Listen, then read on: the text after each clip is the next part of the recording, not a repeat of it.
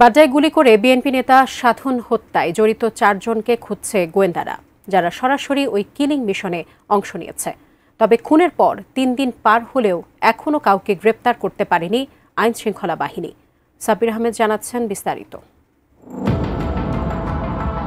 ফিল্মি স্টাইলে টার্গেট করে গেল 25 মে রাতে গুলি করে হত্যা করা হয় গুলশান থানা বিএনপির যুগ্ম আহ্বায়ক ও ইন্টারনেট ব্যবসায়ী কামরুল আহসান সাধনকে। মাত্র 30 সেকেন্ডেই শেষ হয় কিলিং মিশন। সিসিটিভি ফুটেজে দেখা যায় 2 জন শুটার যারা কিলিং মিশনে অংশ নিয়েছেন তাদের মধ্যে একজন সাদা টি শার্ট পরা ছিলেন, তার মুখে ছিল মাস্ক এবং দাড়ি। আরেকজন জিন্স প্যান্ট ও প্রিন্টের শার্ট পরা ছিলেন। হত্যার আগে তাদের সঙ্গে আরও 2 জন ঘটনাস্থলের আশপাশের এলাকা রেকি করেছেন। মোট 4 জন এই কিলিং মিশনে অংশ নিয়েছেন বলে ধারণা গোয়েন্দাদের।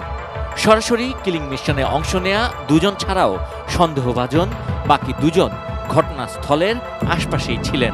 তারা অনেকটা ব্যাকআপ টিম হিসেবে কাজ করেছেন। সিসিটিভি ফুটেজে দেখা যায় বন্ধুদের সঙ্গে আড্ডা দেওয়া অবস্থায় সাধনকে গুলি করে পালিয়ে যায় দুর্বৃত্তরা। ঘটনার পরপরই থানায় মামলা করেন নিহত সাধনের স্ত্রী দিলরুবা আক্তার। পুলিশ বলছে রাজনৈতিক মতবিরোধ, স্বার্থের দ্বন্দ্ব নাকি অন্য কোনো কারণে এই হত্যাকাণ্ড।